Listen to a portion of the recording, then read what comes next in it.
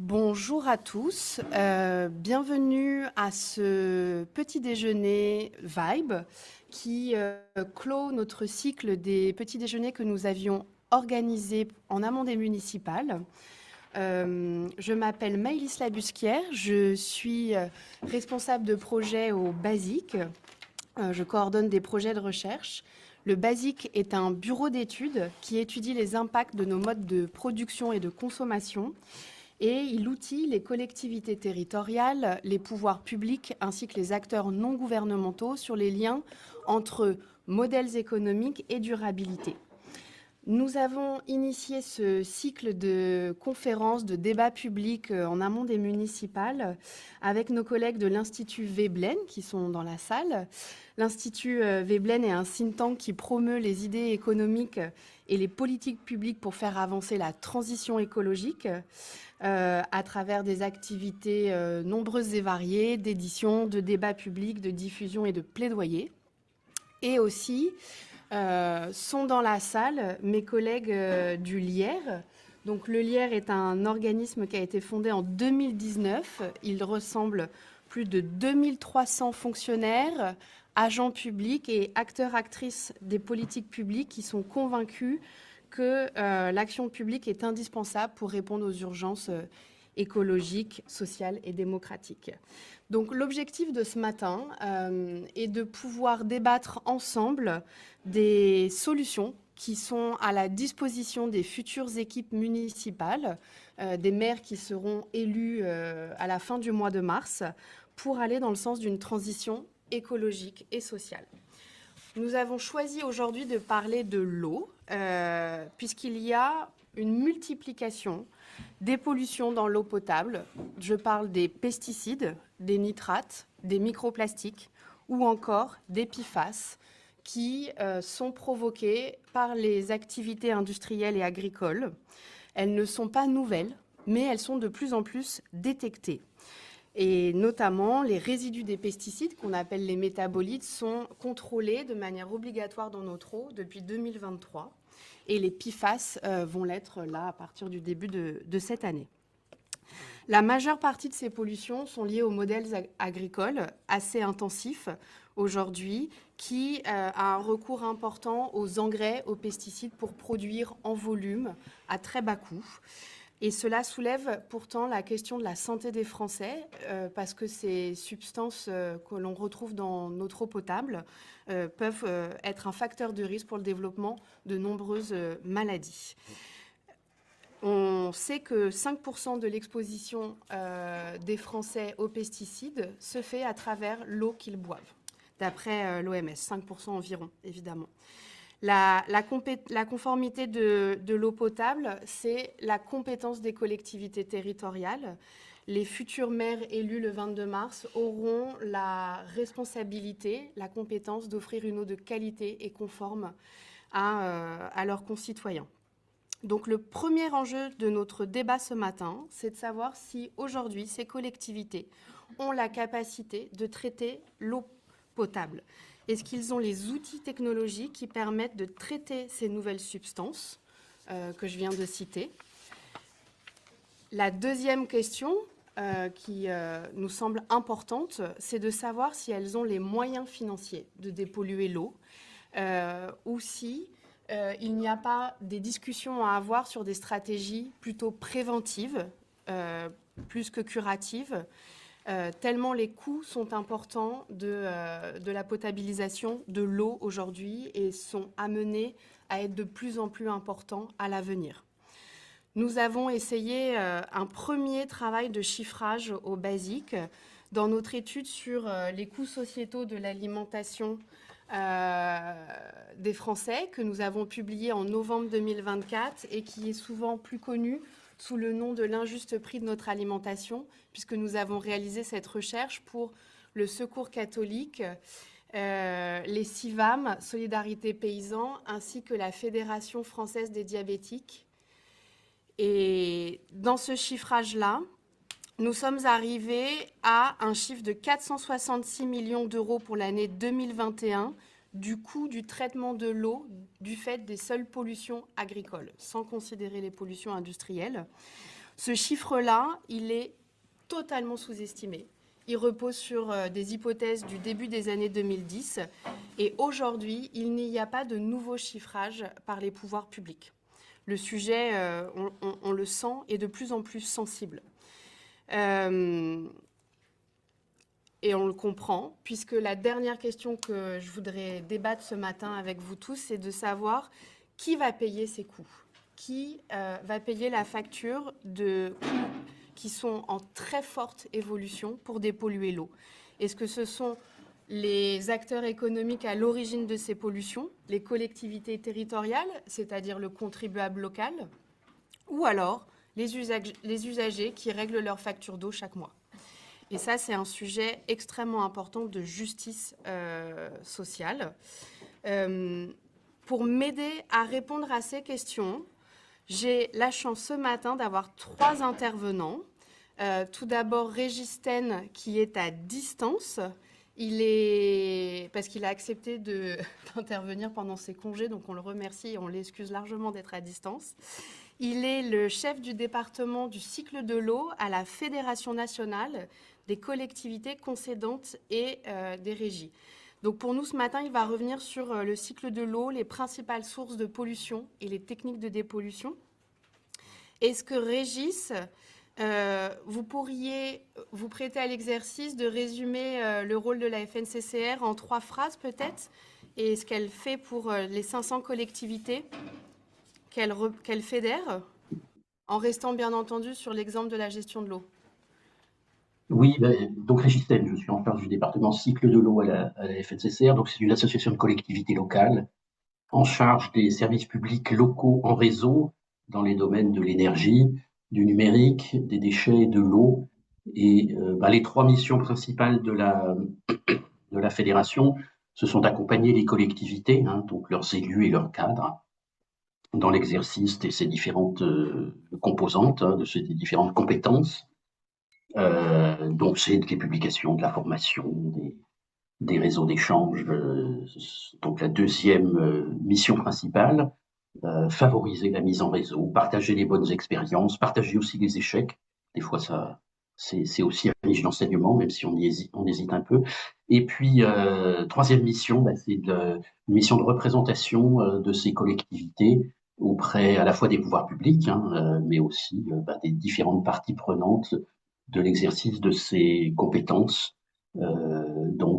Des associations, des fédérations professionnelles, des associations de consommateurs, des associations environnementales, les syndicats de salariés, etc.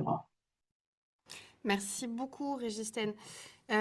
Ensuite, nous avons la chance ce matin d'avoir parmi nous Anne-Sophie Leclerc, qui est directrice générale adjointe des Eaux de Paris, pour nous présenter les actions de prévention et l'évolution des prix que Eaux de Paris constate.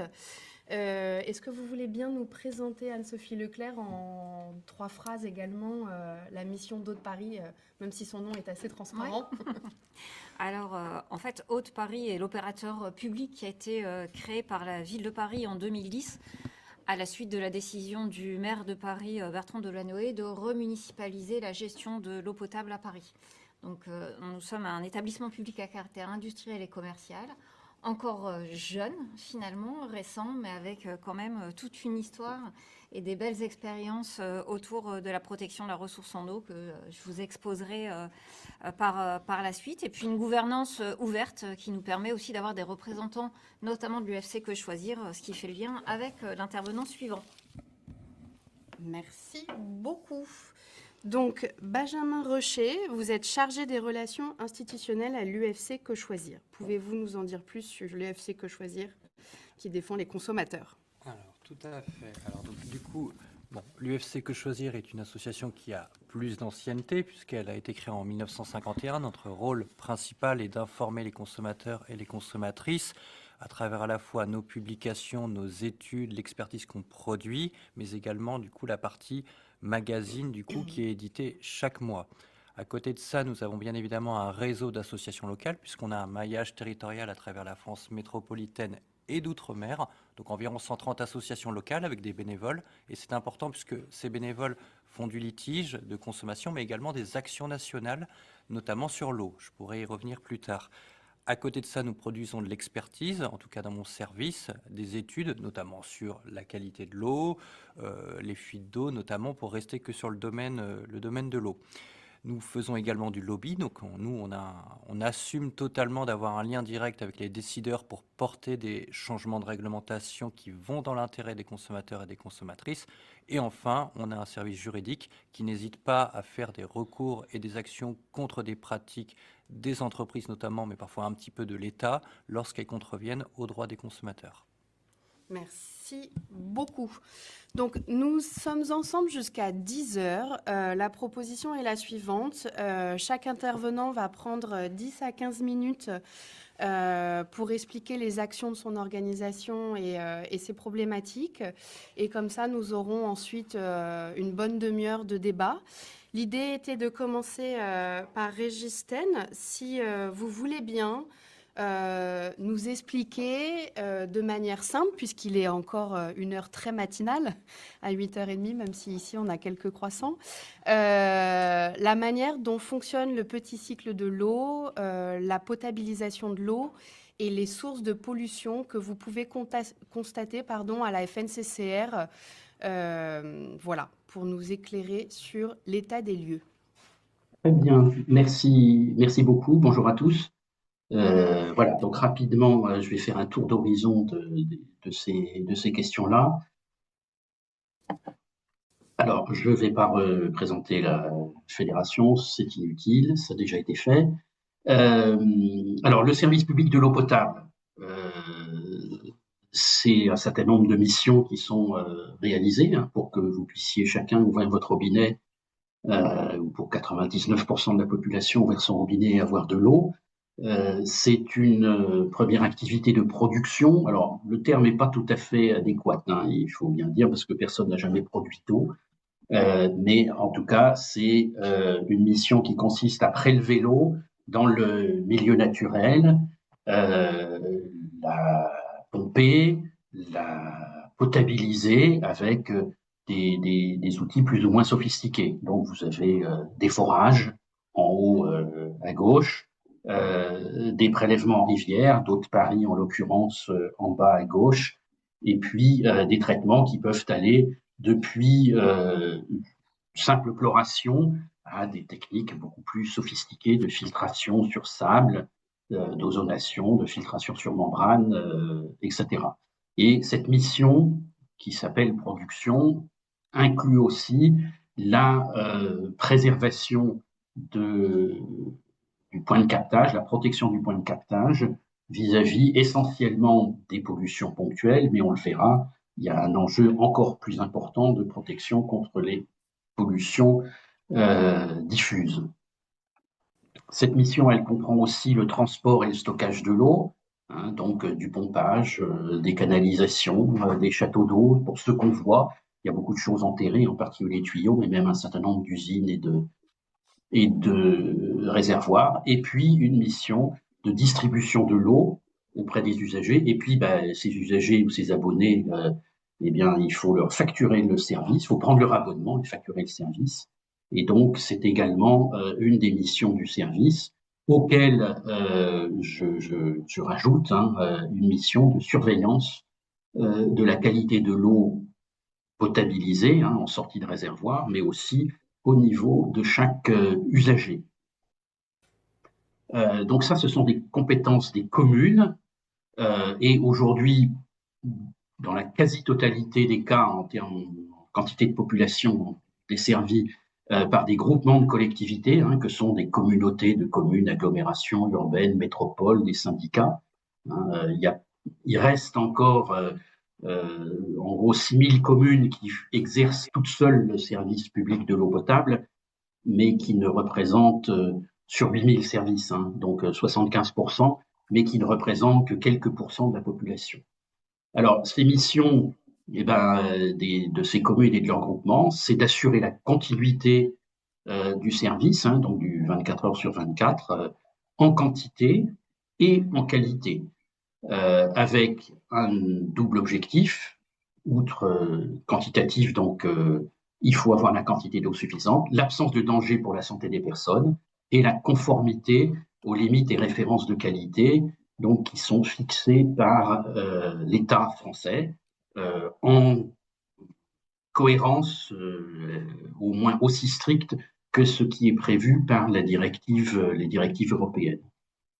Deuxième gros bloc, surveiller la qualité de l'eau en permanence, depuis le point de prélèvement, y compris donc la surveillance de l'eau, de la qualité de l'eau de la ressource elle-même, jusqu'au point d'utilisation, c'est-à-dire le robinet du consommateur. Donc pour cela,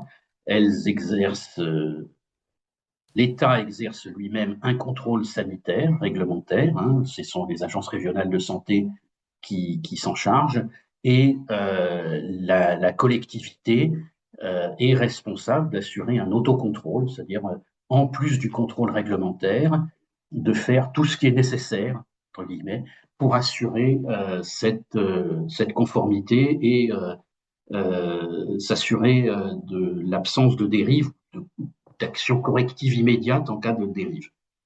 Et puis, c'est le rôle des collectivités. Haute-Paris est une régie, donc une gestion directe. La collectivité choisit son mode de gestion, c'est-à-dire soit elle fait elle-même à travers une régie comme Haute-Paris, soit elle la concède à une entreprise privée avec des missions plus ou moins élargies.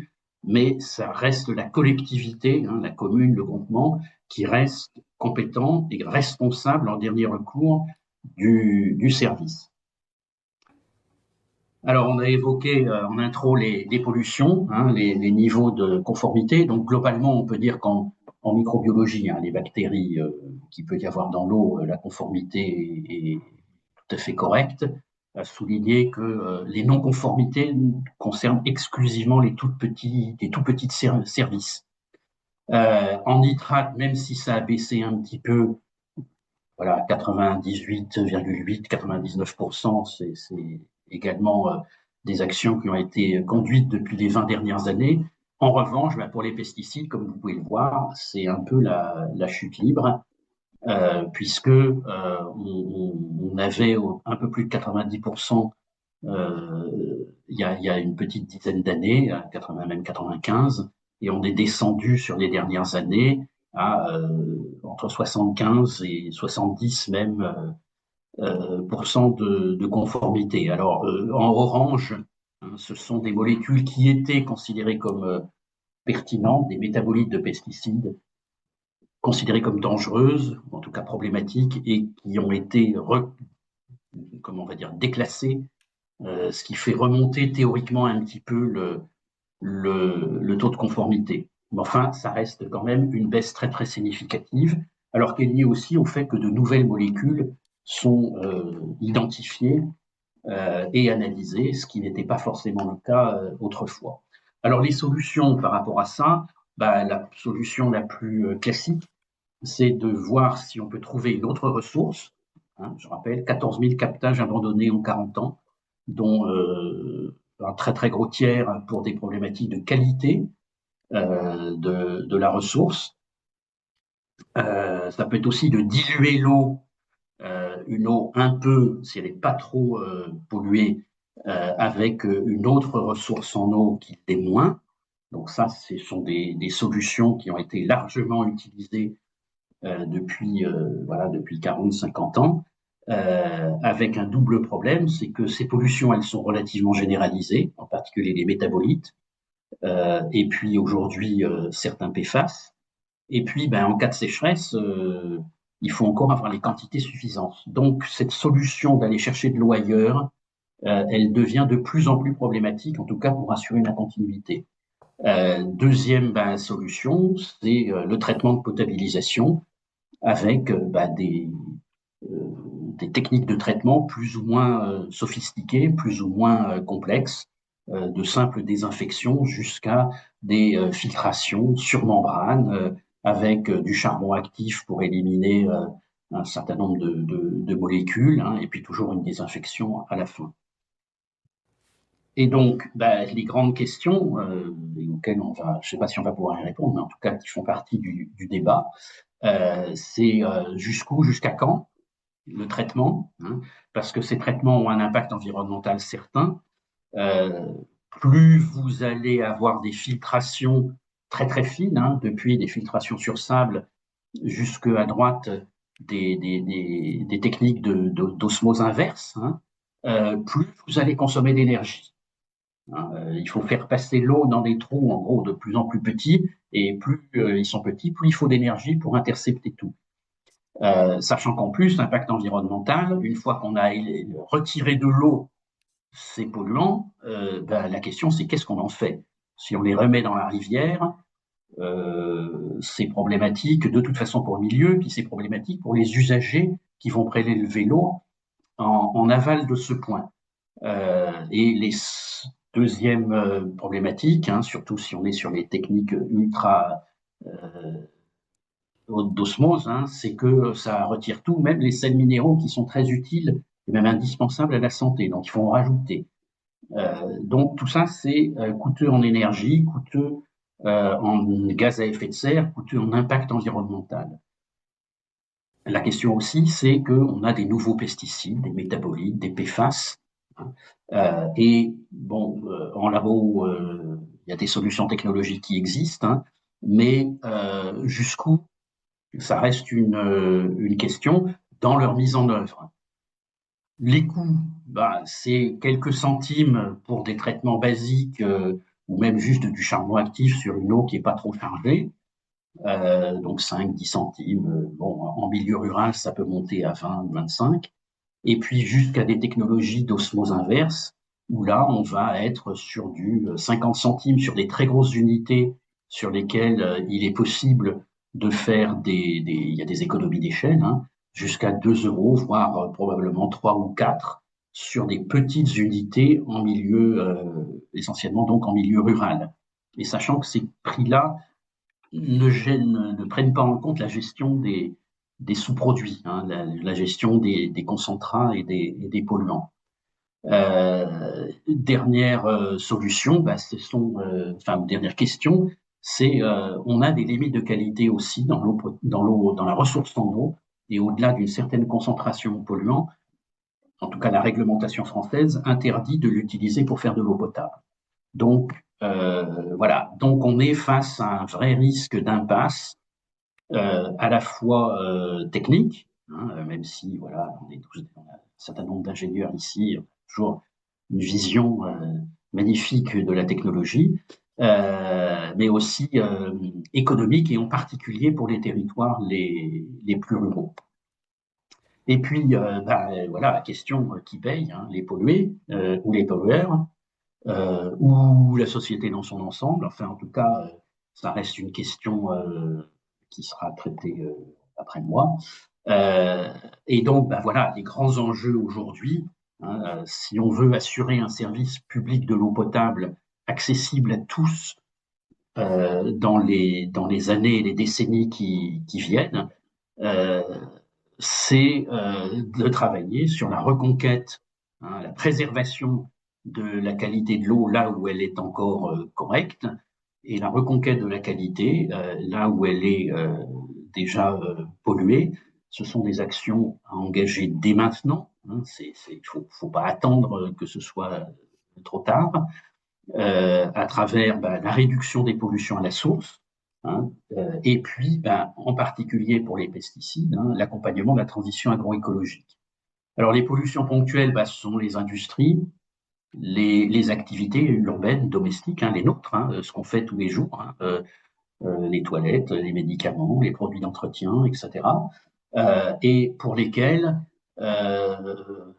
cette eau va être en grande partie collectée, même s'il y a de l'assainissement non collectif dans des grandes stations d'épuration.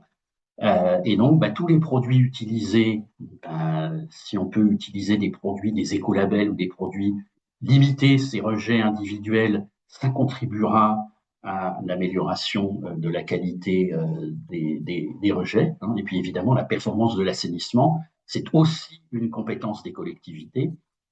Si une partie des eaux usées s'échappe des réseaux avant d'arriver à la station ou si la station ne fonctionne pas convenablement, ce sont des rejets directs au milieu.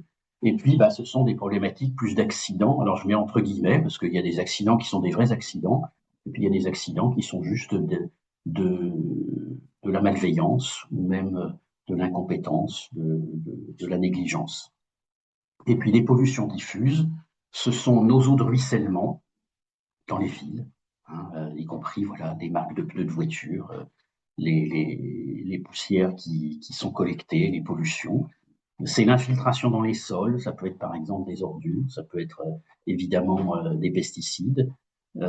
Et puis, ce sont les retombées atmosphériques qu'il ne faut pas négliger parce que tout ça, ça finit par retomber, pas du tout d'ailleurs aux mêmes endroits. On trouve des pollutions par des pesticides à 3000 mètres d'altitude dans les Alpes, à un endroit où on n'utilise absolument pas de pesticides. Et c'est typiquement des retombées atmosphériques ou avec les pluies.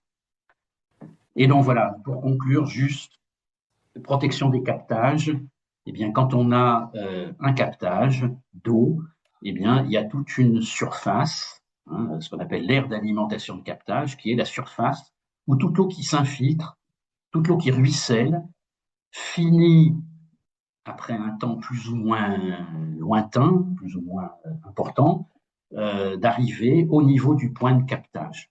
Et donc, c'est toute cette zone-là sur lesquelles il faut se protéger vis-à-vis des pollutions ponctuelles, bien sûr, mais aussi même des pollutions diffuses. Et ça, ce sera Anne-Sophie qui va vous en parler.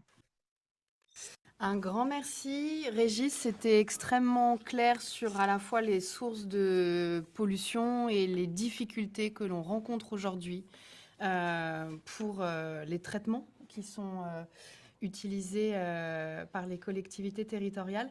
Anne-Sophie Leclerc, est-ce que vous pourriez nous dire au niveau d'Aude-Paris, ce qui du coup vous avez pu constater en termes d'évolution des prix liés ou non à ces questions de pollution et aussi les actions que vous avez pu mettre en place pour prévenir de tels coûts aujourd'hui pour Aude-Paris?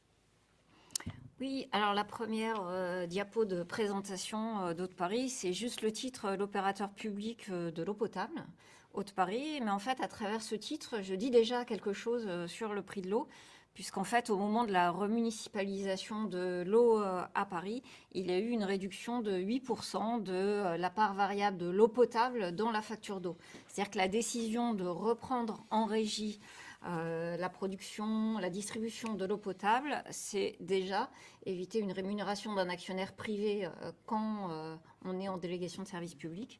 Et donc, c'est déjà une économie pour le consommateur. Donc, moins 8% à Paris pour ce qui nous a concernés.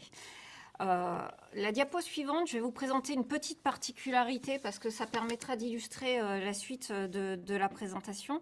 C'est que l'alimentation en eau de la ville de Paris, elle est quand même assez atypique puisqu'on a à peu près 50% de nos ressources qui sont assurées par des prélèvements en eau de surface, donc les rivières Marne et Cerne. Mais on a aussi 50% de nos ressources en eau potable qui viennent en fait des eaux souterraines qui elles-mêmes sont prélevées très loin de Paris, à plus de 100 km de Paris, en Normandie, en Bourgogne, en Seine-et-Marne en particulier. Donc vous voyez, ce sont les taches bleu ciel qui sont très éloignées de Paris, qui sont nos aires d'alimentation de captage. Et puis les grands traits bleus sont des aqueducs qui permettent d'amener par voie gravitaire cette eau jusqu'aux installations de traitement qui sont situées autour de Paris. Et donc la particularité de cette organisation, de ce schéma d'alimentation d'eau de Paris, c'est d'abord une obligation finalement de travailler en partenariat entre la capitale, mais aussi les territoires sourciers qui sont éloignés. Et donc effectivement, toutes les mesures de protection des ressources en eau qu'on va évoquer tout à l'heure, sont des mesures de protection qui se déploient sur d'autres territoires et d'autres collectivités que Paris. Une des particularités également d'Aude-Paris, c'est que Aude-Paris est un opérateur intégré, qui est en fait un opérateur unique qui va de la source au robinet. C'est-à-dire qu'on est à la fois en charge du captage de l'eau potable et donc autour de la protection de la ressource, mais aussi de son transport, de son traitement, de la maintenance de toutes les installations, que ce soit des installations de pompage, du stockage de l'eau ensuite à Paris, du contrôle à distance, mais aussi du contrôle qualité, puisqu'on a un laboratoire interne qui est un des plus gros laboratoires d'eau potable de France, qui fait aussi des actions en termes de recherche et développement. Et puis évidemment, derrière, on a aussi le suivi de nos compteurs, la facturation et la relation client. Et tout ça, ça se fait en interne, en régie au sein d'Eau de Paris. Et alors, les petites vignettes vertes que j'ai rajoutées, c'est justement pour vous éclairer un peu sur les questions de prix. En fait, quand on cherche à voir qu'est-ce qui peut impacter le prix de l'eau, c'est pas uniquement la question de la protection de la ressource, mais on va le voir, ça va être l'impact d'autres politiques publiques. Alors la plus simple, prenons l'exemple de la PAC. En fonction de ce que dit la PAC sur ce qui est autorisé ou ce qui n'est pas autorisé sur les terres agricoles, ça va avoir un impact sur la ressource en eau et donc derrière sur les coûts de traitement, comme vient de l'expliquer Régis. Mais on a aussi d'autres facteurs qui sont quand même assez influents.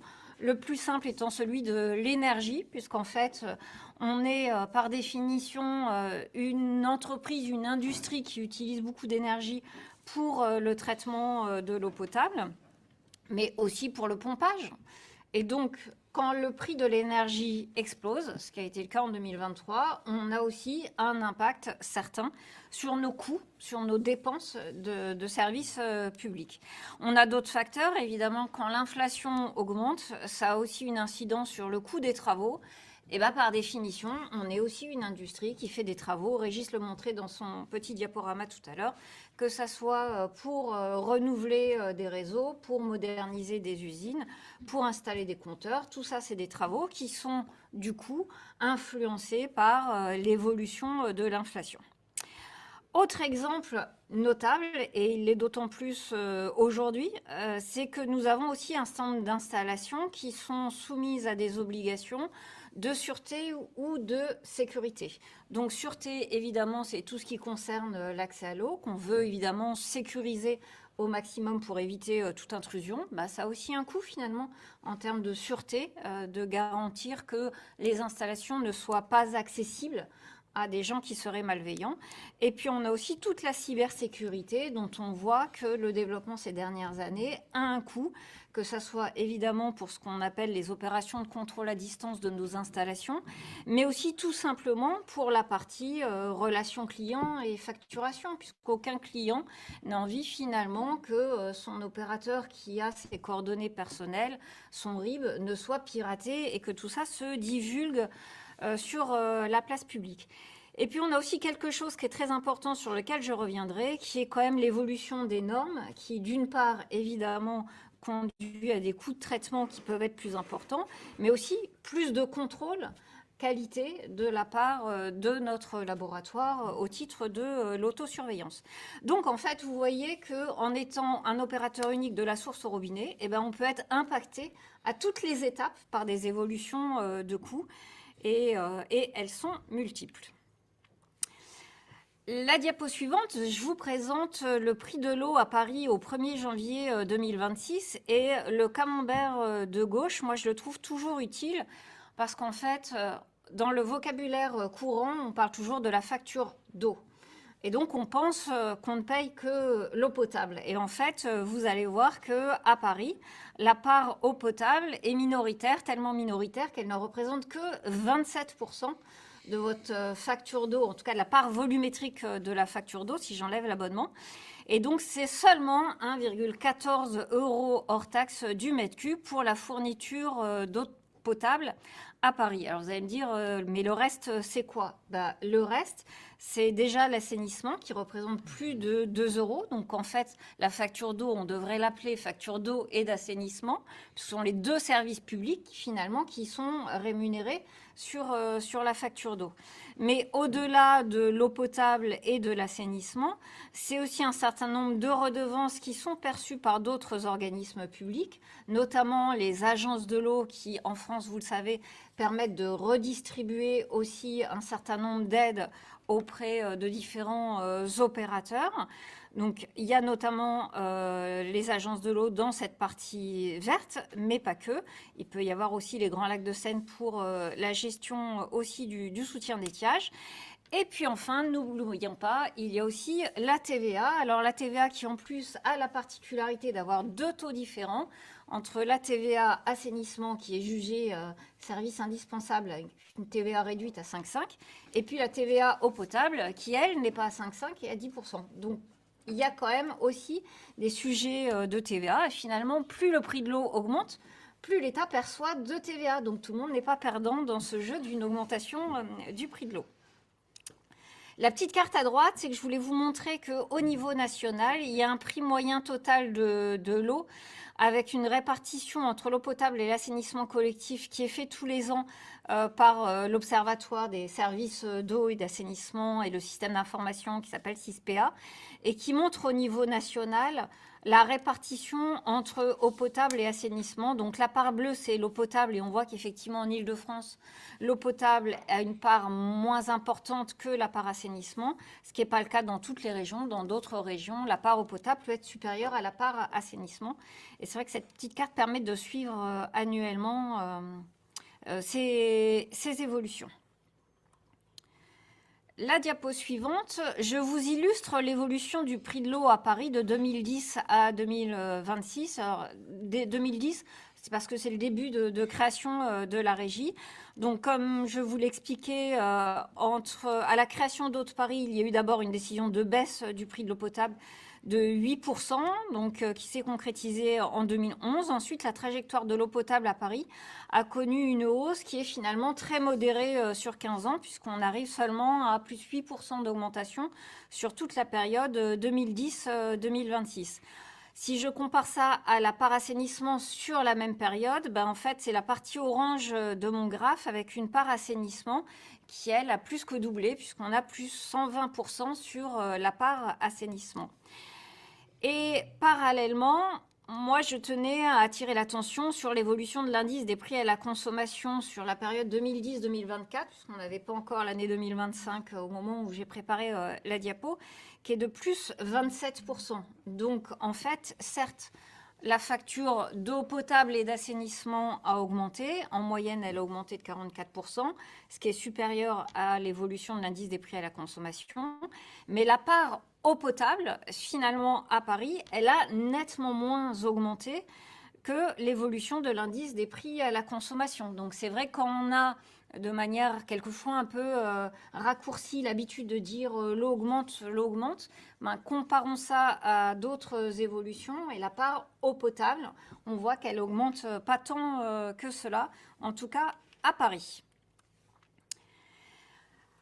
Au niveau national, donc comme je vous disais, il y a un observatoire national, le prix de l'eau et de l'assainissement, qui permet de suivre ces évolutions. Et en 2022, il produisait ce petit diagramme que je trouve aussi intéressant parce qu'il vient donner des chiffres sur la facture totale annuelle. Donc au niveau national, la facture d'eau et d'assainissement, elle représente pour un ménage moyen, ménage de référence qui utilise 120 mètres cubes par an, ça représente une facture annuelle de 540 €, ce qui n'est pas rien, il faut se le dire, mais en même temps, si on compare ça au coût de l'énergie au sens chauffage des logements, mais aussi carburant, on est à des niveaux qui sont quand même bien moindres, puisque la facture moyenne d'un ménage, c'est plus de 3 000 € pour ces frais d'énergie. Donc on voit que certes, l'eau et l'assainissement constituent un poste de dépense qui est suivi avec attention parce que c'est un bien essentiel, mais en même temps, c'est bien moins que le coût de l'énergie. De temps en temps, on compare ça aussi avec les abonnements de téléphonie mobile, où on s'aperçoit qu'un certain nombre de ménages payent plus de frais en termes d'abonnement de téléphonie mobile que de factures d'eau et d'assainissement. Au niveau national, cette infographie montre bien aussi l'évolution du prix de l'eau et de l'assainissement entre 2012 et 2022, avec une évolution de plus 1,6% par an, comparé à une inflation de 1,3% par an. Donc l'inflation explique quand même aussi une part assez conséquente de l'évolution du prix de l'eau. Le petit diagramme rouge que je vous ai mis en dessous, même s'il date un peu, je trouvais que c'était intéressant parce que c'est l'OCDE qui avait en 2008 comparé le prix moyen des factures d'eau, alors eau potable et assainissement, dans différents pays de l'OCDE. Et la France est en fait la 3e position en partant de la droite. Donc je le dis parce que souvent on dit que finalement l'eau n'est pas si chère que ça en France. J'ai envie de dire oui, il y a quand même d'autres pays qui sont à des tarifs supérieurs. Celui qui est le plus à droite, c'est le Danemark. Mais on a quand même aussi beaucoup de pays qui ont des prix plus maîtrisés en termes d'eau et d'assainissement. Donc la position de la France est plutôt une position intermédiaire, il me semble, qu'une position basse ou haute. On est sur plutôt un niveau intermédiaire en termes de prix de l'eau et de l'assainissement. Ensuite, pour illustrer nos propos, je voulais parler quand même un peu de la quadrature du cercle auquel les services d'eau et d'assainissement sont confrontés quand on veut s'atteler à la question de la maîtrise du prix de l'eau. Alors, première équation, c'est de se dire que, évidemment, il faut qu'on équilibre nos dépenses et nos recettes. C'est le principe d'un service public d'eau et d'assainissement. C'est même une obligation légale. Alors, sauf que pour différentes raisons qu'on a évoquées, l'inflation, l'énergie, mais aussi une ressource dont la qualité est de plus en plus dégradée par les pesticides, dégradée par les PFAS, donc plus de traitements qui sont nécessaires. Tout ça, ça alourdit les dépenses. Et donc, en face, on a l'obligation d'augmenter le prix au mètre cube pour pouvoir équilibrer entre les dépenses et les recettes, puisque nos recettes, c'est le prix multiplié par un volume. Or, actuellement, on est aussi dans une démarche qui est une démarche de sobriété hydrique. Le plan eau du gouvernement en 2023 donnait une cible de réduction de 10% des volumes consommés par les ménages pour pouvoir réduire finalement les prélèvements sur les ressources en eau qui sont aussi menacées et qui subissent les effets du changement climatique. Et donc, si les volumes consommés diminuent, mécaniquement, le prix au mètre cube doit augmenter pour équilibrer cette facture. Pour autant, ça ne se traduit pas forcément mécaniquement par une augmentation pour la facture des ménages, parce que si les ménages consomment moins, donc ça posera la question de quelles sont les marges d'économie possibles pour un ménage, mais si un ménage consomme moins, même avec un prix au mètre cube qui augmente, ça peut quelque part se compenser. Et quand on cherche effectivement à avoir, comme à Paris, un service public qui est au juste prix, au prix le plus juste, on a quand même un certain nombre de facteurs à prendre en compte qui sont pour certains exogènes, pour d'autres endogènes, et on n'a pas forcément la main sur tout ça.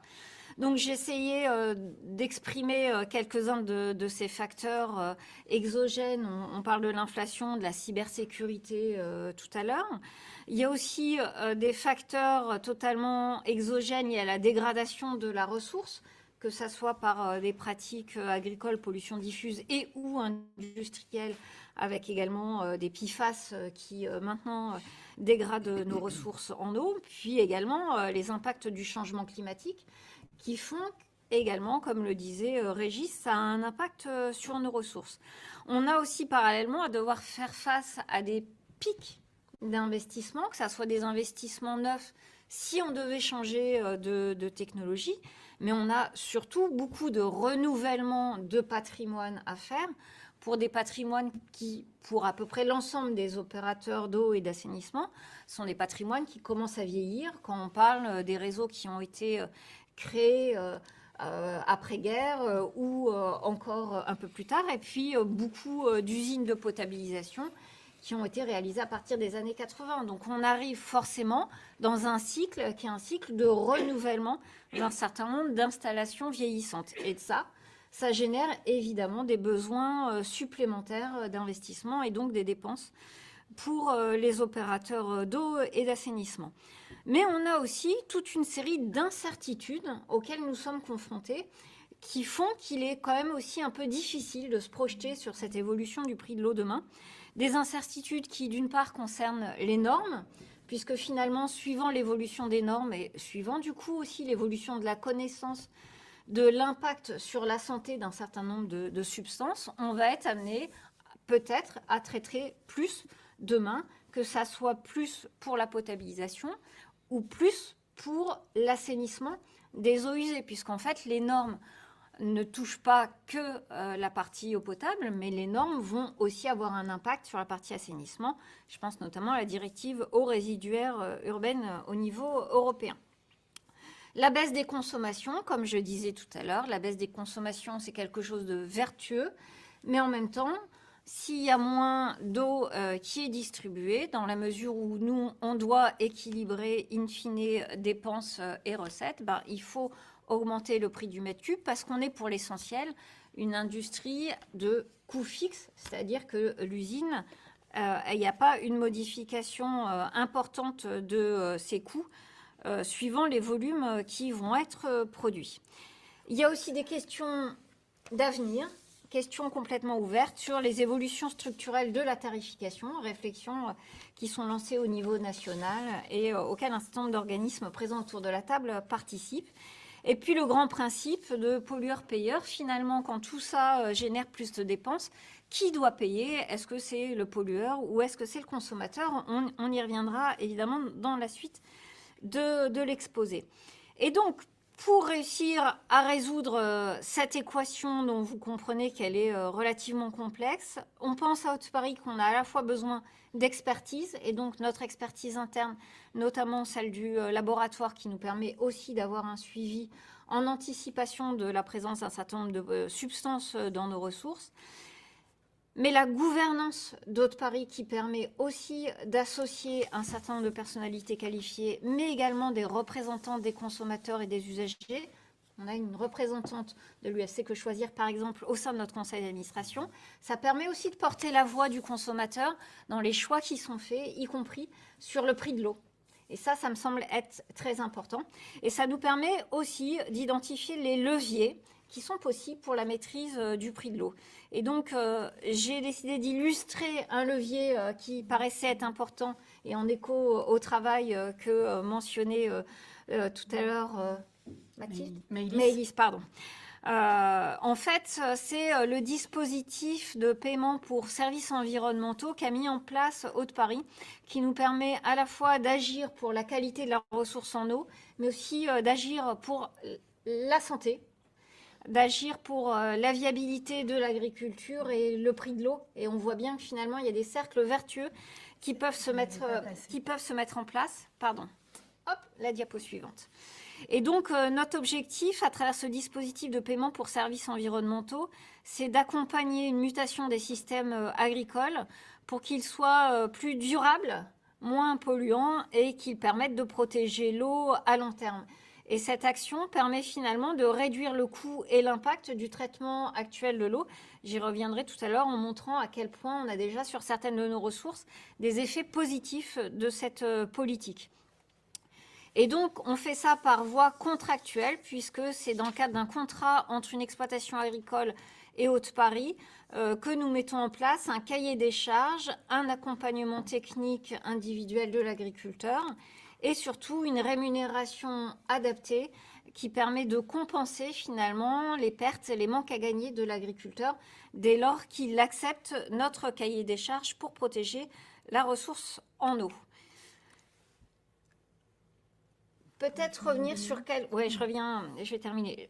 Quelques mots pour dire qu'en termes de financement, forcément, ça a un coût. Notre premier dispositif de paiement pour services environnementaux qui se déroule sur une période d'à peu près une dizaine d'années. On est en train d'adopter le second cycle de ce dispositif. Repose sur un financement qui est assuré à 20% par Haute-Paris, donc 20% par la facture d'eau de l'usager parisien, 80% de subventions par l'agence de l'eau Seine-Normandie. Et en fait, c'est un dispositif qui doit être autorisé par la Commission européenne. On doit bénéficier d'une notification puisque c'est un dispositif d'aide d'État. C'est un dispositif qui a déjà, je vais passer rapidement, prouvé son efficacité puisqu'on a fait un bilan à mi-parcours qui nous a permis de voir que d'une part, les surfaces engagées sont évidemment prioritairement sur nos aires d'alimentation de captage, qu'elles permettent une réduction de 77% de la quantité de pesticides appliqués sur les surfaces qui sont concernées. Et on a traduit ça en kilos de substances actives évitées, donc en kilos de pesticides évités. Sur les 115 exploitations agricoles qui étaient engagées en PSE l'année dernière, c'est 55 000 kilos de pesticides évités sur les ressources. Donc c'est autant de pesticides que nous n'aurons pas à enlever ensuite au moment du traitement de nos ressources en eau. Et le graphe à côté montre bien qu'on a des pics de pollution qui sont bien moindres sur nos ressources que ce qu'elles étaient antérieurement à la mise en place de ce dispositif. Donc c'est vraiment un dispositif qui est vertueux à tout point de vue, y compris sur le prix de l'eau, mais également sur la santé, et qu'on voit aussi le coût de la santé, enfin le coût sur la santé, mais aussi le coût public d'une alimentation polluée par des pesticides. On voit bien que ça dépasse largement la question du prix de l'eau. C'est aussi une question de santé publique et de coût de la santé publique qui peut être un effet gagnant-gagnant de notre dispositif. Juste parallèlement, terminer en disant que Haute-Paris, en tant que régie, garantit aussi l'accès au plus grand nombre en ayant une politique sociale engagée en faveur des publics les plus fragiles, puisqu'évidemment, même si on dit la facture d'eau est bien moindre que la facture d'électricité, on voit quand même que pour certains ménages, il peut y avoir des difficultés à payer ces factures.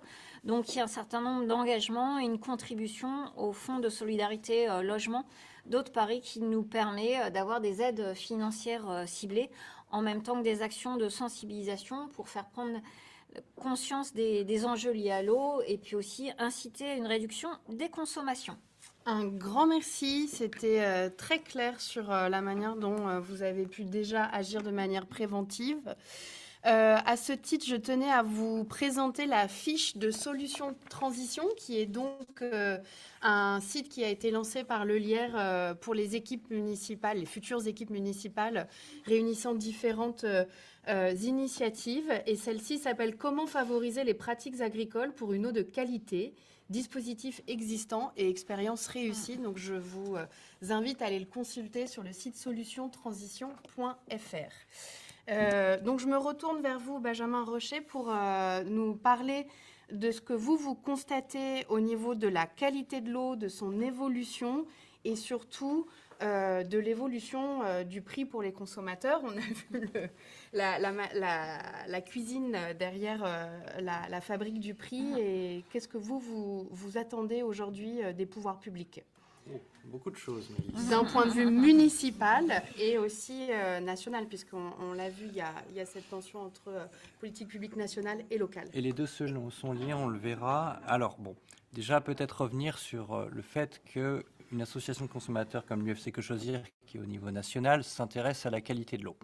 Et ce qu'il faut savoir, c'est que je vais revenir là-dessus, c'est que pour une fois, c'est un sujet qui vient de la base. C'est-à-dire que ce sont nos associations locales, dont leurs représentants siègent parfois dans les comités de bassin, qui ont vu la question de la qualité de l'eau et de sa quantité, mais ça on n'y reviendra pas en fait, et qui nous ont demandé en fait d'agir au niveau national, c'est-à-dire de produire des études et de l'expertise et de faire du lobby thématisé vraiment sur la qualité de l'eau. Donc on a un fort historique d'études qui remonte à plus d'une dizaine d'années. On pourrait vous parler des captages prioritaires en 2019, notre première cartographie en 2021 qui a été réactualisée donc l'année dernière. En 2023, c'était également notre grande campagne nationale sur la quantité de l'eau et notamment les fuites d'eau.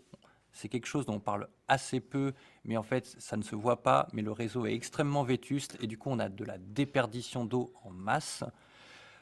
Et donc, du coup, à partir de là, l'UFC Que Choisir a choisi de s'intéresser à la qualité de l'eau.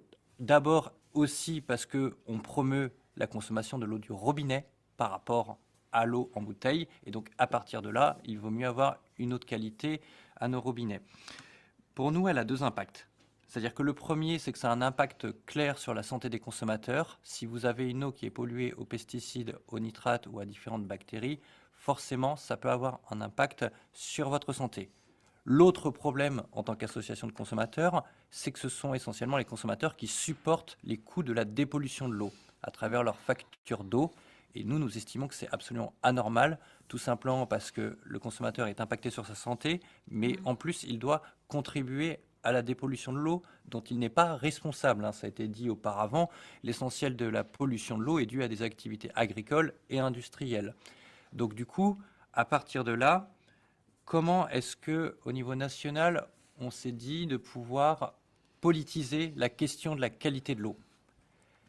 Il nous a semblé important, donc notre magazine fait régulièrement des articles sur les crises de pollution, sur comment est-ce que les intrants agricoles entraînent une pollution de l'eau, mais il nous a semblé important de mobiliser le public, et notamment à travers une cartographie que nous avons mis en place.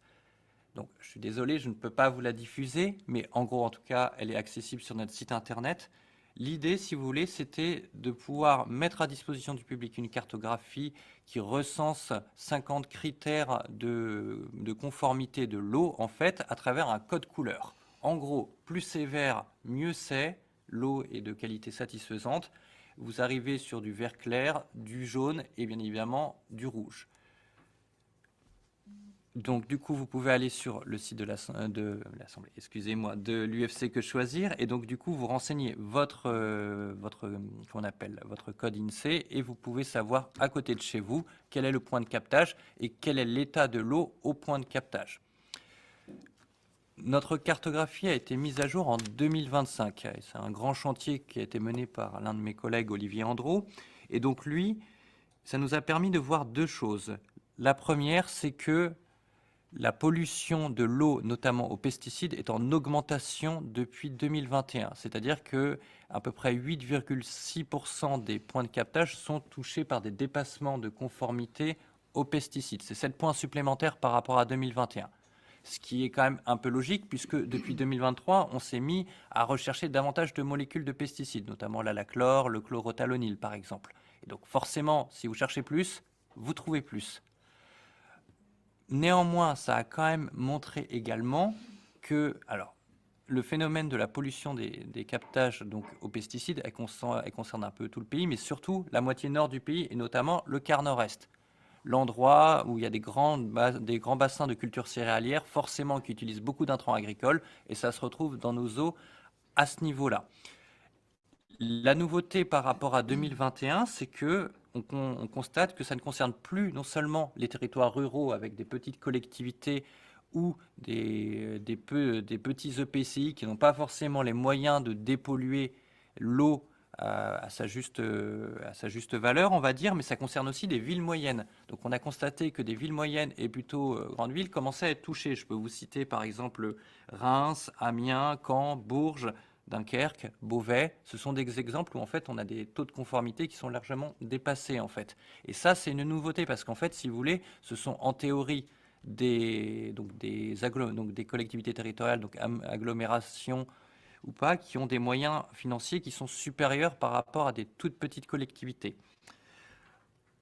On le dit quand même, c'est important, l'eau reste majoritairement buvable, parce que ce sont donc des limites de qualité générique qui sont beaucoup plus protectrices que les limites de qualité sanitaire. Donc en gros, vous pouvez quand même, dans l'essentiel des cas, boire de l'eau. Il ne s'agit pas non plus d'affoler la population, néanmoins les constats qu'on a faits sont inquiétants. Ça montre bien qu'il y a une hausse de la dégradation de la qualité de l'eau et qui ne va pas aller en s'arrangeant puisque depuis janvier 2026, on va devoir rechercher des PFAS. Ça a un impact concret sur le prix payé par les consommateurs. Nous, ce qu'on a constaté, c'est que depuis 2023, c'est plus 16% en moyenne d'augmentation du prix de l'eau en 2 ans, entre 2023 et 2025. Et donc, forcément, ça a été dit, il y a des raisons qui expliquent l'augmentation du prix de l'eau. Mais sauf que nous, ce que nous disons, c'est qu'à partir de là, ce n'est pas normal que ce soit aux consommateurs de financer l'essentiel de la dépollution de l'eau et qu'il vaut mieux avoir une approche préventive, c'est-à-dire retourner à la base, c'est-à-dire que ce sont les intrants agricoles qui sont responsables de la pollution de l'eau, et donc il convient d'avoir des trajectoires de réduction à la fois de pesticides, mais également de protection des captages. Je rappelle quand même que le plan Éco-Phyto de 2008 prévoyait à la base de réduire de 50% l'usage des intrants agricoles en 10 ans. Ça n'a pas évolué depuis lors. Il y a donc un échec, et c'est là où on rejoint politique nationale et politique municipale. C'est-à-dire qu'il n'y a pas de... Enfin, c'est pas qu'il n'y a pas, c'est que, en gros, la trajectoire de réduction des pesticides est plutôt un échec. Je rappelle également que l'un des leviers qu'on avait identifié au niveau national, c'était d'augmenter la pollution, la redevance pour pollution diffuse, donc qui est une taxe qui est payée sur l'achat de pesticides en fonction de son degré de toxicité. En 2023, c'est une petite anecdote de lobby qui est assez intéressante, mais il se trouve qu'on avait rencontré Christophe Béchu, alors ministre de la Transition écologique, et qui portait pour le projet de loi de finances 2024 une augmentation de la redevance pour pollution diffuse. C'était une des mesures qui était initialement envisagée dans le cadre du plan eau. Donc, on le rencontre dans son bureau, il nous vend effectivement la qualité de l'eau comme étant un axe prioritaire de sa politique, et il annonce, on était en août 2023, que la redevance allait être augmentée. Crise agricole, on va dire, à la fin de l'année 2023, début janvier 2024, une partie des syndicats agricoles sont montés au créneau contre cette augmentation. Elle a été supprimée dans le cadre du PLF 2024. On n'en a jamais vu la couleur. Et ça, c'est quand même une responsabilité de la part des politiques, si vous voulez, de ne pas arbitrer sur qui est responsable de la pollution et qui protège la qualité de l'eau.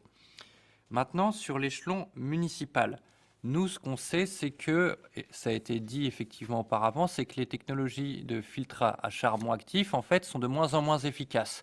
Donc, il faut les remplacer de plus en plus souvent, ce qui impacte forcément la qualité de l'eau. Enfin, le prix de l'eau va être impacté par ce changement récurrent de technologie.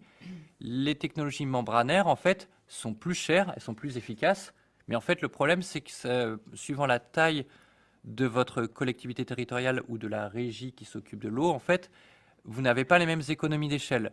Donc, en gros, ça veut dire que si vous utilisez des technologies membranaires, si vous êtes une petite collectivité territoriale, ça va avoir un impact beaucoup plus important sur vos coûts et donc à la fin sur le prix qui est facturé au consommateur par rapport à une grande collectivité et à sa régie, notamment comme Haute-Paris. Précision de vocabulaire, membranaire, c'est l'osmose inversée en majorité. Tout à fait. Pardon. Tout à fait. Et donc, du coup, nous, ce qu'on propose, et on a eu une politique, nos associations locales, par exemple, n'hésitent pas à aller rencontrer des maires ou des présidents ou présidentes de PCI pour parler de la politique de l'eau, en fait. Et donc, du coup, nous, on appelle vraiment à renforcer la protection des captages, donc des 33 000 points de captage qui existent en France, puisqu'on estime que c'est là où se joue une partie de l'enjeu de la qualité de l'eau. Ça signifie quoi concrètement ? Concrètement, ça signifie parfois subventionner les agriculteurs qui possèdent les terres dans les aires d'alimentation des captages pour avoir une trajectoire de réduction des intrants agricoles et parfois d'arrêt total. Et l'expérience nous montre que ça coûte moins cher que de dépolluer l'eau ensuite. L'autre moyen, et là on revient également à une politique un peu nationale, c'est qu'on constate que les préfets de départements qui ont des pouvoirs qu'ils peuvent activer pour protéger les aires d'alimentation des captages ne les utilisent pas forcément. C'est une possibilité, ce n'est pas une obligation lorsqu'il y a une pollution d'un captage. Et donc du coup, à partir de là, nous on peut œuvrer ici un changement législatif. Et ça avait été porté notamment par le député écologiste Jean-Claude Rau qui a essayé à 2 reprises cette année et l'année dernière de porter une proposition de loi pour avoir une trajectoire, on va dire, prévisionnelle de protection des captages d'eau. Cette proposition de loi n'a jamais été à son terme, là, il y a plusieurs semaines à l'Assemblée, puisqu'on voit qu'il y a un blocage politique. La question de la responsabilité agricole dans la pollution de l'eau et des nécessaires mesures qui pourraient avoir lieu est inaudible à l'heure actuelle. Enfin, c'est pas qu'elle est inaudible, c'est qu'en gros, on est pratiquement dans certains partis politiques circulés, il n'y a rien à voir en fait. Et donc à partir de là, vous ne pouvez pas faire grand-chose. Néanmoins, au niveau municipal, ce qu'on dit, c'est qu'il y a des expériences comme à Lons-le-Sommier qui nous montrent que c'est faisable. On peut totalement subventionner les agriculteurs, les indemniser pour forcément la perte de rendement qu'ils vont avoir due à la baisse d'intrants agricoles et protéger du coup la qualité de l'eau. Il y a également un droit de préemption des maires. Les maires ont la possibilité de préempter éventuellement pour les terres agricoles, mais c'est quelque chose qui est assez peu utilisé. On en parle beaucoup plus souvent pour de la construction, puisque c'est notamment dans le cadre de grands projets municipaux. C'est aussi une autre possibilité. Je rajoute également, quand même, parce que ça fait le lien avec, on a parlé de l'assainissement, qui est effectivement l'un des gros volets de la qualité de l'eau. L'assainissement, il est plus visible, entre guillemets, puisque chaque commune a une station d'épuration, qui est soit gérée par la commune, soit gérée par l'intercommunalité. Souvent, elles ne sont pas aux normes, elles demandent parfois donc, des travaux pour être améliorées, et forcément, comme dans certains territoires, vous avez une hausse de l'urbanisation, vous avez des besoins supplémentaires. Pourquoi je dis ça? Tout simplement parce que quand vous avez une station qui est défectueuse, ça se voit beaucoup plus que on va dire, la qualité de votre eau, en fait, qui n'est pas assez filtrée ou dont la filtration est perfectible. Et donc, les préfets, quand il y a des stations d'épuration qui sont défectueuses, n'hésitent pas à utiliser des arguments convaincants qui peuvent parfois, dans certains cas, aller jusqu'au gel des permis de construire temporaires. Je vous garantis que, et c'est déjà arrivé notamment dans des territoires de Bretagne que je connais, quand ça arrive, des moyens pour refaire les stations d'épuration, vous en avez. On en trouve. Donc, il y a effectivement aussi la question de la volonté politique, qu'elle soit locale ou nationale, pour protéger la qualité de l'eau et donc du coup, pour, on va dire, protéger les captages et aussi dépolluer davantage. Je vais m'arrêter là, puisqu'on va pouvoir passer à l'autre partie du débat et des questions. Merci beaucoup. Je vais peut-être... Ok, donc nous avons déjà reçu quelques questions en ligne. Il y en a peut-être aussi dans la salle. C'est le moment de vous donner la parole pour pouvoir échanger tous ensemble. Rebaissez vos mains, je reviens vers vous tout de suite. Peut-être juste en réaction à une première question qui a été envoyée et qui est peut-être une remarque. La remarque était la suivante. Le consommateur est responsable indirectement des pollutions dont on vient de parler du fait de ses achats, du fait d'acheter, je sais pas moi, des poêles qui contiennent des PFAS, de ne pas acheter une alimentation bio. Donc c'est une question qui est extrêmement intéressante. Ce que j'entends là de nos intervenants, c'est qu'il y a une tension entre un service local, un service public local qui relève de la compétence des collectivités territoriales, avec un niveau de qualité et une conformité sanitaire qui est attendue des futurs élus et des collectivités territoriales, et des politiques nationales qui sont aujourd'hui, du fait que la majeure partie des pollutions soit d'origine agricole, encouragent un modèle assez intensif. Donc, Anne-Sophie Leclerc a mentionné la PAC, 10 milliards d'euros en 2021 qui viennent financer pas seulement, mais en grande partie, avec un système de soutien aux revenus des agriculteurs à l'hectare, un modèle assez intensif. Et l'étude que je mentionnais, l'injuste prix de notre alimentation, le BASIC et I4CE ont calculé, on a en gros 67 milliards d'euros en 2021 dépensés en lien avec le système alimentaire, sur le coût des impacts, mais surtout en soutien aux acteurs économiques. Et on voit que 40 milliards vont à des acteurs économiques agroalimentaires, de la production agricole jusqu'à la distribution, sur des modèles standardisés, qui sont donc des modèles où il y a un recours aux intrants avec engrais et pesticides qui sont aujourd'hui retrouvés dans l'eau potable.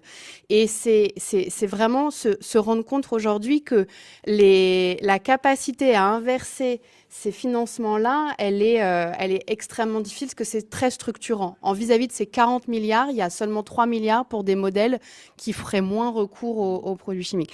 Donc, c'est effectivement une responsabilité de tout un chacun, mais il y a derrière les pollutions actuelles des dynamiques structurantes, notamment liées à cette contradiction entre des financements européens ou nationaux vers un certain modèle agricole et économique plus ou moins intensif et le coût que ça peut entraîner pour les collectivités territoriales. Ça, c'était une première question. Je vais peut-être maintenant passer à la salle. J'ai vu 2 mains se lever. Oui. Est-ce que vous voulez bien vous présenter, s'il vous plaît? Alors, donc, je me présente, je m'appelle Fabrice Glickman-Borella. Je suis candidat dans une ville, non pas en région parisienne, mais en Essonne. Donc, Essonne, qui est le nom d'une rivière, ce qui ne nous a pas échappé. Et donc, candidat, bon, je suis pas tête de liste, hein, mais je suis engagé dans la campagne municipale au Parti socialiste pour la mairie de Paris, d'Emmanuel Desbois. Dans ce cadre-là, je découvre, alors je connaissais l'intérêt du bien public de Bertrand Delanoë, mais j'ignorais que ça datait de 2010 au de Paris. Et vraiment ça, merci de rappeler cette information qui est quand même importante. Je tiens à rappeler que j'ai une connaissance qui travaillait pour Haut-de-Paris sur le système des points de télé-relevés. Et donc, Louise Dauphy, qui s'est heurtée au lobby des fabricants et des points de capteurs qui luttent contre les normes, justement, parce qu'ils ont installé leur dispositif et, quelque part, ils assurent la mainmise du privé sur les capteurs. Donc, ce que je veux dire, c'est que l'exposé qu'on a aujourd'hui, finalement, c'est un sujet très politique et je remercie en tout cas l'Institut Veblen de s'être emparé de ce sujet. Et donc la question c'est, est-ce que, alors là vraiment, peut-être question tarte à la crème, est-ce que prévenir la protection de l'eau, est-ce que c'est une politique de gauche ? Ok, donc la question, c'était une remarque sur le fait que c'était une question assez politique et notamment, monsieur a eu une expérience sur le fait que certains lobbies, en l'occurrence vendeurs de produits phytosanitaires, pouvaient bloquer les évolutions législatives ou normatives. Et donc la question est la suivante. Est-ce qu'avoir une politique de prévention de la pollution de l'eau est une politique de gauche ? Qui souhaite répondre? Sauf si vous voulez répondre, mais... Non, mais ça sera complémentaire. Je ne vois pas Régis. Je vais répondre rapidement à celle-ci, puis peut-être l'autre sur la responsabilisation aussi des consommateurs, qui est tout aussi intéressante. Bon, déjà, comment dire, nous à l'UFC Que Choisir, on a coutume d'être transpartisan. Donc, de base, nous appelons à ce qu'une politique nationale ou municipale, elle ne soit ni de gauche ni de droite. Je sais que c'est pas très à la mode, mais qu'en gros, l'ensemble des élus, quelle que soit leur couleur politique, s'emparent d'un sujet et décident de le traiter. Parce qu'au bout d'un moment, on peut pas continuer, si vous voulez, à écoper un bateau qui prend l'eau, en fait, sans calfeutrer, on va dire, la coque. Donc, oui, il y a quelque part une appétence plus proche pour certains partis politiques pour protéger l'eau. Néanmoins, ça ne veut pas dire qu'il n'y a pas des élus, notamment de droite, qui n'ont pas saisi la question de l'eau. Maintenant, il est vrai que la question de la responsabilité agricole qui peut s'expliquer, et notamment de ce qu'il faudrait faire en termes de financement pour que ce soit juste pour tout le monde, est une question qui est davantage traitée à gauche qu'à droite. J'en dirai pas plus, vraiment, mais nous appelons, nous, à une vraie politique, quelle que soit la couleur politique. Sur la responsabilisation des consommateurs, je vais quand même en parler assez rapidement parce que, certes, un consommateur ou une consommatrice est obligé de manger, est obligé de boire, donc ce sont ses besoins vitaux. Et certes, il a besoin, il consomme, et sa consommation peut avoir parfois des impacts en termes de pollution indirecte. Néanmoins, il n'est pas responsable du système économique dans lequel on l'a placé. C'est-à-dire que c'est pas lui qui a demandé à avoir une agriculture intensive et donc du coup dans lequel il se retrouve embarqué et qui peut avoir un impact sur sa santé, que ce soit en consommant des produits qui sont donc contaminés aux pesticides ou d'avoir son eau qui est contaminée aux pesticides ou aux nitrates. Et ça, c'est très important parce qu'on se place souvent sur le fait que les consommateurs, entre guillemets, sont en demande. À l'UFC Que Choisir, on a quand même tendance à dire que c'est plutôt l'offre qui génère la demande et que du coup, lorsqu'il y a des intérêts économiques très forts qui mettent en place un système économique, forcément, le consommateur, il va acheter, il va s'insérer dans ce système. Donc du coup, pour reprendre un exemple très concret, je viens de Bretagne, un territoire qui a par exemple un élevage porcin très important et qui concentre l'essentiel du territoire national. On a des pollutions en nitrate très fortes. Et pourtant, il y a on va dire un manque de débat, notamment entre les élites économiques et agricoles, sur le fait que cet élevage est responsable de la pollution en nitrate. Voilà, tout ça pour dire qu'il faut aussi s'interroger sur le système économique donné qui pèse sur les consommateurs. Merci beaucoup Anne-Sophie Leclerc. Et après, Régis Ten a demandé la Je parole. vais Oui, vous en utiliser avez un en celui-ci, fait, c'est plus pardon. simple, voilà. Alors effectivement, je ne vais pas répondre sur gauche ou droite, mais je vais répondre différemment. Je vais répondre différemment en disant que la politique de préservation, de protection de la ressource, c'est d'abord une politique de long terme. Et donc, de ce point de vue, ça nécessite de s'inscrire sur le temps long pour avoir des résultats. Et c'est vrai qu'une régie, par exemple, va le faire plus facilement qu'un délégataire. Mais au-delà de cette politique de long terme, il faut aussi avoir en tête que ça nécessite de s'inscrire aussi avec peut-être un pas de côté par rapport à du technosolutionnisme de court terme qui serait de toute manière, on peut continuer à polluer parce que ça générera une innovation technologique et puis derrière, on saura traiter. Donc il faut quand même savoir prendre une certaine distance par rapport au technosolutionnisme et peut-être par rapport à une forme de lobbying autour de ces solutions techniques et lobby qui existent tout à fait objectivement. Troisième élément, il faut avoir une approche économique qui soit globale et qui ne s'intéresse pas que à la question de la facture d'eau, mais qui embarque effectivement la question du coût de l'agriculture, du coût sur la santé publique d'une ressource en eau qui serait dégradée. Vous évoquiez tout à l'heure le chiffre de 5% de l'exposition aux pesticides qui relèverait de l'eau potable. Vous pouvez penser que ce chiffre est important. Moi, j'ai envie de regarder les 95% qui restent.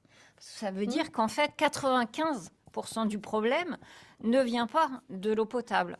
Or, si on ne met pas en place la préservation de la ressource qui, elle, permet d'agir sur tous les compartiments, et si on ne s'intéresse qu'au traitement de l'eau potable, on ignore 95% du problème. Donc, en fait, on met tous les financements pour résoudre seulement 5% du problème sans résoudre les 95% de l'exposition qui reste parallèlement.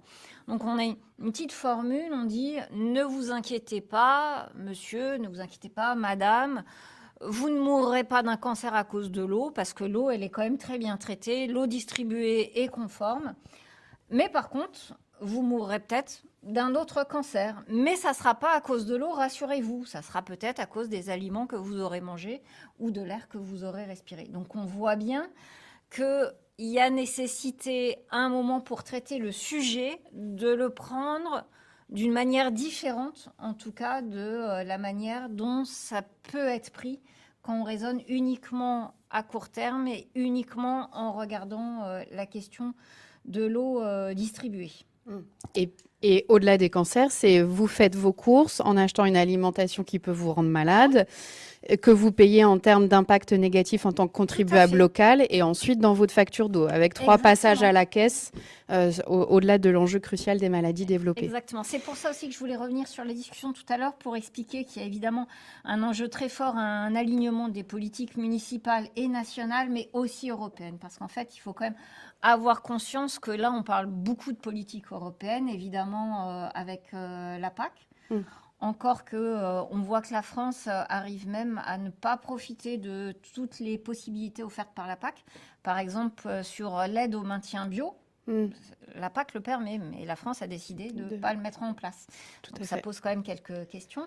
Et c'est vrai que sur les autres directives, directive 4 sur l'eau, eau potable, directive nitrate, directive eau résiduaire urbaine, j'en parlais tout à l'heure, tout ça sont des directives de niveau européen. Et c'est vrai que sur la directive nitrate, on le disait tout à l'heure, il y a des enjeux majeurs sur la teneur des nitrates dans nos ressources. Et on voit bien que sous la pression de la profession agricole, on risque aussi d'avoir des reculs des politiques européennes en matière de protection contre les nitrates. Donc il y a point de vigilance à maintenir. Régis Ten, vous vouliez réagir et ensuite je repasserai la parole aux questions. Oui, plusieurs éléments. Alors, sur les choix politiques, juste pour dire, au sein de la FNCCR, on a des élus de tous bords, des collectivités urbaines, des collectivités rurales, un petit peu de tout. Et en tout cas, s'il y a une chose qui est relativement récente, c'est que en milieu rural, dans des grands syndicats, moyens syndicats à dominante très rurale, dont on sait que les élus sont en grande partie issus de la profession agricole, souvent retraités, mais sur des territoires qui vivent beaucoup de l'agriculture. Il y a une prise de conscience quand même beaucoup plus forte depuis quelques années sur la nécessité de protéger les captages, avec la crainte de ne justement plus être capable de fournir de l'eau potable, conforme aux limites de qualité, ce qui engage la responsabilité des collectivités elles-mêmes, mais avec des enjeux qui sont aussi très forts sur le territoire. C'est-à-dire que c'est pas simplement de savoir si on va devoir distribuer de l'eau en bouteille. C'est que l'industrie agroalimentaire, elle a besoin d'eau potable, elle a besoin d'eau conforme aux limites de qualité. Et si mon usine qui fabrique des yaourts, je sais pas moi, du fromage blanc ou des légumes en conserve n'a pas d'eau potable, elle ne peut plus produire et donc elle n'achète plus de lait, elle n'achète plus de légumes. Donc c'est tout le système économique qui est fragilisé. Donc il y a de toute façon déjà une prise de conscience qui n'est pas universelle, mais qui est quand même beaucoup plus forte. La deuxième chose là-dessus, c'est que on commence, alors même si on a parlé de Lons-le-Saunier, on a parlé on pourrait aussi parler du Haut-de-Paris, on peut parler de Rennes, on peut parler de Munich, c'est de développer des approches qui soient aussi filières, c'est-à-dire de ne pas s'intéresser uniquement à la pratique agricole, mais de s'attacher au coût d'exploitation de l'exploitation agricole. C'est-à-dire que l'objectif, c'est que les agriculteurs vivent de leurs produits. L'objectif, c'est pas qu'ils aient un chiffre d'affaires maximum, c'est qu'ils fassent des bénéfices. Et donc, de regarder comment est-ce qu'on peut sécuriser à la fois leur production, mais aussi, surtout, leur vente. Et donc, on voit aussi de plus en plus de collectivités qui s'investissent pour acheter ou faire acheter pour la restauration collective, faciliter l'accès au marché forain, etc., pour les producteurs qui ont des actions vertueuses. Donc, ça ne veut pas forcément dire de l'agriculture biologique, mais en tout cas du bas intrant, voire du sans intrant, et pour qu'ils puissent mieux vendre leurs produits, ce qui est aussi une action intéressante. Merci beaucoup, Régis. Je retourne dans la salle. J'ai une question de Françoise. Françoise Patelot du collectif PAP. Bonjour. On voit que tout le monde est impacté par les pollutions d'eau. Est-ce qu'on les connaît toutes, ces pollutions? Est-ce qu'on ne trouve pas que ce qu'on cherche? Est-ce qu'on ne va pas découvrir d'autres choses? Et pour venir en corollaire avec l'intervenant précédent, est-ce que l'union ne fait pas la force? Est-ce qu'on n'est pas tous encore dans nos silos à lutter contre des industriels ou de l'agroalimentaire, comment peut-on faire pour être plus offensif?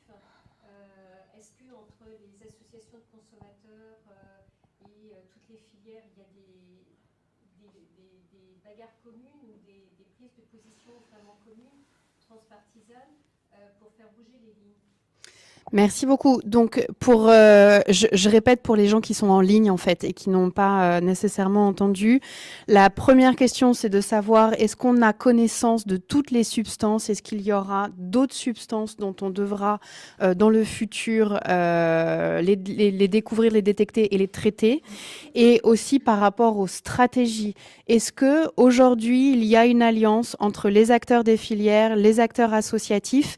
Et je me permets d'ajouter, est-ce que vous pressentez une mobilisation des élus qui portent la responsabilité juridique et politique de ce service public pour interpeller sur les politiques nationales, comme on disait, avec cette tension qu'il y a? Est-ce que vous voyez cette mobilisation arriver? Je ne sais pas qui souhaite commencer. Je vous laisse. Oui, Ouais. pardon. Je peux commencer par la dernière question qui est celle de la mobilisation. À Paris, oui, clairement, à Paris, comme je l'évoquais, par la remunicipalisation de l'eau à Paris, il y a eu une prise de conscience il y a maintenant plus de 15 ans de l'enjeu de l'eau et l'enjeu de la préservation de l'eau. Comme l'évoquait Régis, Paris travaille aussi, par exemple, sur l'alimentation des cantines parisienne par une agriculture bio, et il y a des liens entre les agriculteurs avec lesquels nous conventionnons pour la protection de la ressource en eau et l'alimentation des cantines de la ville de Paris. Donc il y a vraiment un tissu qui se crée autour des enjeux qui sont convergents et des priorités qui sont communes. De la même manière, nous travaillons aussi avec les territoires sourciers, donc qui sont éloignés de Paris, sur lesquels nous prélevons de l'eau, pour avoir aussi avec eux une politique de protection de la ressource dont ils sont aussi bénéficiaires, et avec des agriculteurs qui vivent chez eux sur leur territoire et qui peuvent aussi fournir les habitants au niveau local. Donc, Mais ça, c'est juste sur un bassin versant. Et est-ce que les associations de consommateurs sont impliquées? Est-ce que tous les labos de recherche qui travaillent sur la qualité de l'eau sont impliqués? Enfin, on pourrait faire plus vaste, Oui. peut-être, si Alors, on sortait chacun de nos silos. je continue pour dire qu'effectivement, ça ne répond pas à toutes les questions, mais effectivement, je pense qu'on est dans cette logique vertueuse, puisque au sein du conseil d'administration d'Haute Paris, on a des représentants des consommateurs. Donc l'UFC Que Choisir, par exemple, fait partie de notre conseil d'administration, donc participe aux décisions de la régie. On a aussi un représentant des associations de protection de l'environnement, de personnalités qualifiées au regard justement de leur expertise. Et on a un laboratoire en interne à la régie qui est à la pointe sur un certain nombre de sujets, ça reviendra sur votre première question, de substances qui sont présentes dans l'eau. Et nous avons des conventions de partenariat avec d'autres régies françaises pour que justement cette expertise puisse irriguer plus largement le territoire et être au service d'autres régies.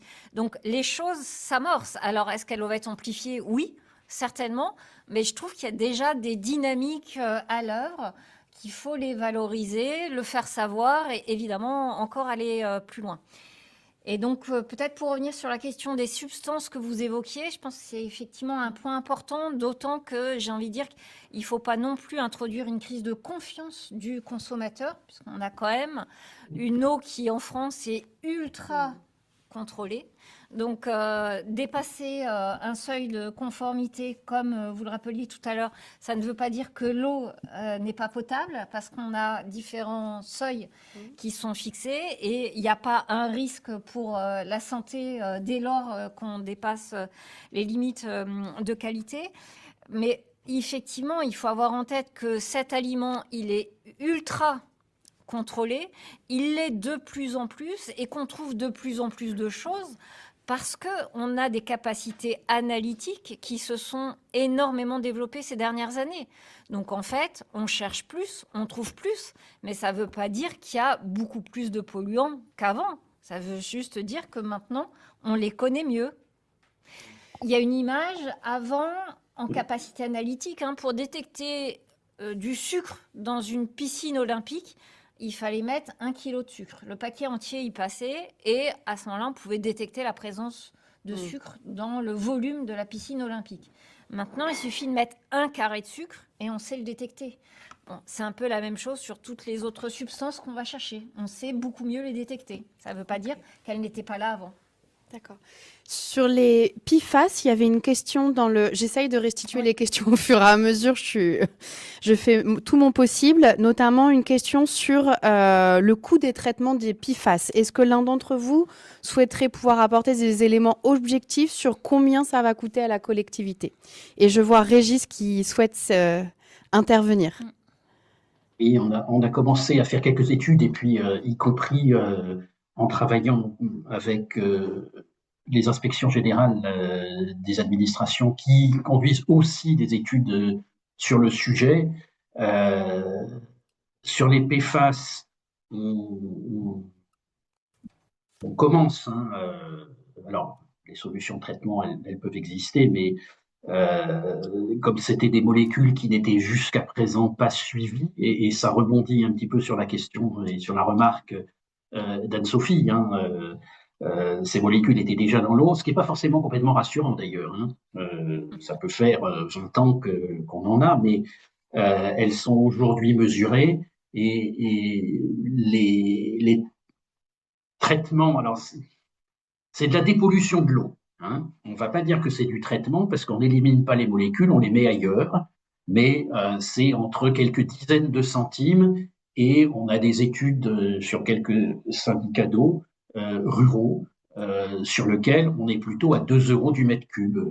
Et encore, on a une problématique, c'est que justement, on a retiré ces molécules de l'eau, mais on ne sait pas trop bien quoi en faire. Des PFAS, il faut monter à 1500, 1400, 1500 degrés pour les détruire. Les solutions charbon actif pour les plus gros PFAS, les molécules un petit peu importantes, donc à l'inverse, le fameux TFA, c'est vraiment la molécule la plus petite des PFAS, juste 2 carbone et du fluor. Les plus gros, on peut les avoir, entre guillemets, par des charbons actifs, mais c'est pareil, il faut... une fois qu'on a saturé les charbons actifs, on peut les régénérer 1 fois, 2 fois, mais guère plus. Et je dis en plus, je le soulève parce que on parle aussi de souveraineté, mais toutes ces charbons actifs qui sont utilisés, donc c'est plutôt les gammes de tarifs en dessous de 50 centimes, en dessous de 30 centimes, ils sont pas fabriqués en Europe. Ils viennent d'Australie, ils viennent de Chine, et donc on en est aussi très dépendant. Merci beaucoup. Je suis désolée, en fait il est 10h05 presque, donc on va devoir s'arrêter. Pour ceux qui sont ici, vous êtes invités évidemment à prendre un café avec un croissant pour continuer les débats.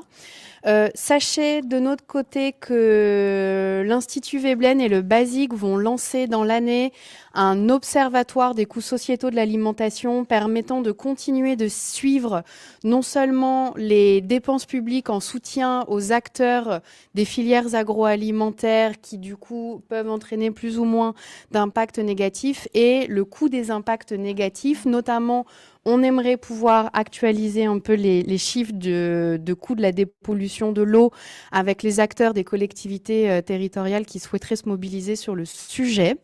Je remercie vraiment nos intervenants d'être venus ce matin si tôt, partager leur expertise, leur expérience et se prêter au jeu des questions-réponses avec autant de facilité et de souplesse.